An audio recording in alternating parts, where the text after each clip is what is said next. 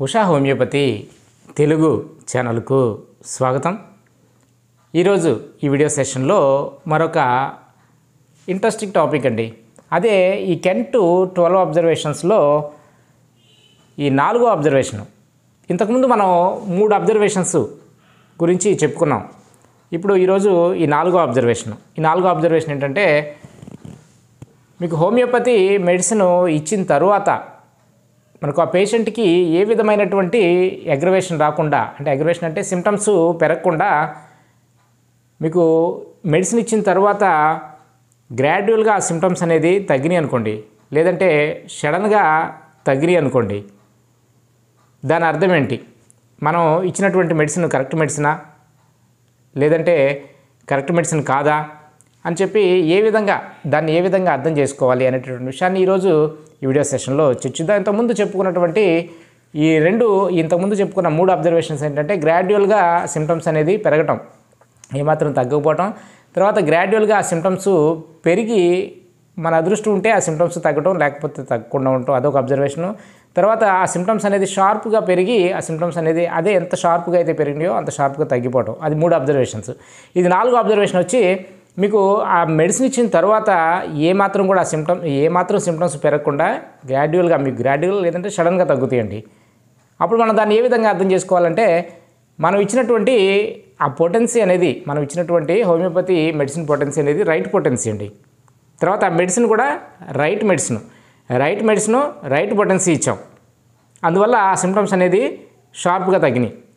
అదే ఎక్యూట్ కేసెస్లో అనుకోండి, ఎక్యూట్ కేసెస్ అంటే ఇప్పుడు దగ్గు, బ్రాంకైటిస్ ఉంది, ఎక్యూట్ బ్రాంకైటిస్ ఉంది, దగ్గు 3 రోజుల నుంచి విపరీతమైనటువంటి దగ్గు వస్తుంది పేషెంట్. ఫర్ ఎగ్జాంపుల్, పేషెంట్ మన దగ్గరికి వచ్చాడు, మన సింటమ్స్ స్టడీ చేసిన తర్వాత మనం బ్రయోనియా 200 ఒక డోసు ఇచ్చామండి. బ్రయోనియా 200 ఇచ్చిన తర్వాత, డాక్టర్ గారు మీరు ఆ డోసు అలా నా నోట్లో పడటంతోనే నా దగ్గు అనేది తగ్గిపోయిందండి, మరలా ఇంతవరకు రాలేదండి, 3 రోజుల నుంచి విపరీతమైనటువంటి దగ్గు ఉందండి, తగ్గిపోయిందండి అని చెప్తారు. లేదంటే విపరీతమైనటువంటి కోల్డ్, 3-4 రోజుల నుంచి విపరీతమైనటువంటి జలుబుతో వస్తున్నాడు మన దగ్గరికి పేషెంట్. తర్వాత గొంతు నొప్పి కూడా చెప్పాడు. మనం ఆ మెర్క్యూరియస్ సాల్యుబులిస్ ఇండికేషన్ బట్టి ఒక 2 పిల్స్ ఇచ్చాం. 2 పిల్స్ ఇచ్చిన తర్వాత మీకు ఆ గొంతు నొప్పి, డాక్టర్ గారు మీరు అలా చప్పరిస్తూ ఉండగానే నాకు ఈ గొంతు నొప్పి అనేది తగ్గిపోయిందండి, దాంతోపాటు జ్వరం ఉండేది, అది కూడా తగ్గిపోయిందండి అని చెప్తాడు. అట్లా ఇప్పుడు అలా కనుక మీకు ఇన్స్టెంట్గా మీకు ఆ సిమ్టమ్స్ అనేది ఇన్స్టెంట్గా తగ్గిపోయింది అనుకోండి, మీకు అప్పుడు మీరు ఇచ్చినటువంటి పొటెన్సీ కూడా రైట్ పొటెన్సీ, తర్వాత మీరు సెలెక్ట్ చేసినటువంటి మెడిసిన్ కూడా రైట్ మెడిసిన్ అని చెప్పి అర్థం చేసుకోవాలండి. ఇలా ఎక్యూట్ కేసెస్లో అయితే. అలాగే క్రానిక్ కేసెస్లో, ఫర్ ఎగ్జాంపుల్ ఇంతకుముందు ప్రతిసారి చెప్పుకునేలాగానే మీకు ఎగ్జిమా కానీ, అంటే గజ్జి, తామర, లేదంటే ఈ సోరియాసిస్ లాంటి స్కిన్ డిసీజెస్, లేదంటే ఇంకా క్రానిక్గా మీకు liver enlargement, fatty liver case, లేదంటే క్రానిక్ డయేరియా, ఎక్కువ కాలం నుంచి రోజు మోషన్కి వెళ్ళటం, కంటిన్యూస్గా రోజుకు 4-5 సార్లు డయేరియా అవటం, ఇలా ఒక క్రానిక్ సిమ్టమ్స్తో మన దగ్గరికి ఒక పేషెంట్ వచ్చాడు అనుకోండి, మనం సిమ్టమ్స్ స్టడీ చేసిన తర్వాత ఏ ఫాస్ఫరస్, సల్ఫరో, లేదంటే ఏ నాట్రమూరో, లేదా కాల్కేరియా కార్బో సెలెక్ట్ చేసి ఇచ్చామనుకోండి. ఫర్ ఎగ్జాంపుల్ ఇప్పుడు స్కిన్ సిమ్టమ్స్తో వచ్చాడు, ఎగ్జిమా, విపరీతమైనటువంటి దురద, మీకు పొట్టు రాలిపోతూ ఉంటుంది సోరియాసిస్లో, అలాంటి సిమ్టమ్స్తో వచ్చాడు, మన సల్ఫర్ ఇండికేట్ అవుతుంది. ఆ ఇండికేటెడ్ మెడిసిన్ తీసుకొని 200 పొటెన్సీలోనో 1M పొటెన్సీలోనో మనం ఒక 2 మాత్రలు ఇచ్చాము ఆ పేషెంట్కి. ఆ పేషెంట్ మన దగ్గరికి వచ్చి నెక్స్ట్ విజిట్కి వచ్చినప్పుడు ఈ విధంగా చెప్పాడు అనుకోండి, డాక్టర్ గారు మీరు మెడిసిన్ ఇచ్చిన తర్వాత గ్రాడ్యువల్గా రోజుకి ఆ సిమ్టమ్స్ అనేది, నాకు ఆ దురద అనేది ఫస్ట్ దురద తగ్గిపోయిందండి, ఆ తర్వాత ఆ పొక్కులు రావడం అనేది తగ్గిపోయిందండి, ఇలా 15 రోజులు అయిందండి, చాలా వరకు ఒక 20-30% ఆ స్కిన్ డిసీజ్ అనేది తగ్గిపోయిందండి అని చెప్పాడు అనుకోండి.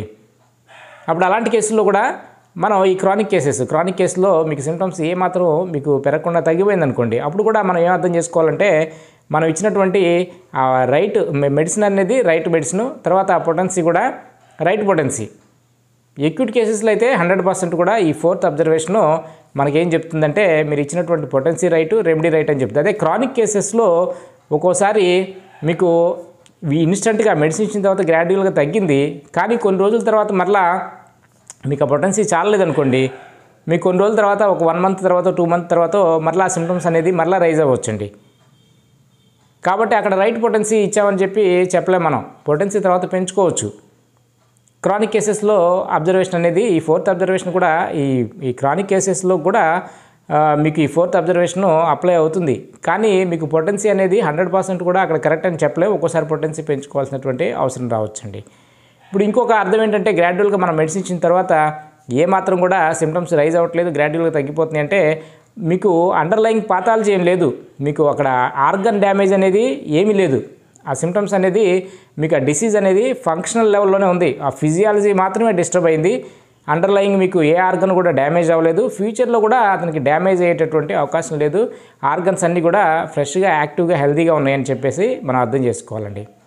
మరి ఇది ఈరోజు ఈ 4th అబ్జర్వేషన్ గురించి కొంతవరకు చర్చించామని అనుకుంటున్నాను. 10 to 12 అబ్జర్వేషన్స్లో ఇది 4th అబ్జర్వేషన్. మళ్ళీ నెక్స్ట్ వీడియో సెషన్లో మనం 5th అబ్జర్వేషన్ గురించి కొంత చర్చిద్దాము. మీరు ఎవరైనా కూడా ఉషా హోమియోపతి తెలుగు ఛానల్ని సబ్స్క్రైబ్ చేసుకోకుండా చూస్తుంటే తప్పకుండా సబ్స్క్రైబ్ చేసుకోండి. మరి ఈ ఇన్ఫర్మేషన్ కనుక మీకు ఉపయోగపడింది, మీ ఫ్రెండ్స్కి, ఫ్యామిలీ మెంబర్స్కి ఎవరికైనా ఉపయోగపడింది అనిపిస్తే తప్పకుండా లైక్ చేయండి, షేర్ చేయండి. మీకు చివరిగా చెప్పేది ఏంటంటే మనకు ఒక ఆల్టర్నేట్ ఛానల్ అనేది మనం క్రియేట్ చేయడం జరిగిందండి. డాక్టర్ వాయిస్ అనే ఆల్టర్నేట్ ఛానల్ అనేది క్రియేట్ చేయడం జరిగింది. దాని యొక్క లింకు నేను ఈ డిస్క్రిప్షన్లో ఇస్తాను. మరి ఇది ఉషా హోమియోపతి ఛానల్లో మన వీడియోస్ పెట్టలేనటువంటి పరిస్థితి వస్తే ఇంతకుముందు కూడా చెప్పాను. ఈ కరోనా టైంలో మనం ఈ నెంబర్ ఆఫ్ వీడియోస్ ఈ కరోనా మీద పెట్టడం వల్ల మన ఛానల్కి, ఉషా హోమియోపతి ఛానల్కి స్ట్రైక్ అనేది పట్టడం జరిగిందండి. అందువల్ల ఈ సబ్స్క్రైబర్స్ అనేది మీకు స్పీడ్గా పెరగలేదు. మీ వంతుగా మీరు సబ్స్క్రైబర్స్ పెరగడానికి మీరు తప్పకుండా లైక్ చేసి, షేర్ చేసి కృషి చేయండి. మరి దీంట్లో మన వీడియోలు కనుక లభించకపోతే మన ఆల్టర్నేట్ ఛానల్ డాక్టర్ వాయిస్లో ఈ వీడియోస్ అనేది మీకు అవైలబుల్గా ఉంటాయండి. మరి ఈరోజు ఈ 10 to 12 అబ్జర్వేషన్లో 4th అబ్జర్వేషన్ గురించి కొంత చర్చించామనుకుంటున్నాను. తిరిగి రేపు వేరొక వీడియో సెషన్లో కలుద్దాం. మరి అంతవరకు సెలవు.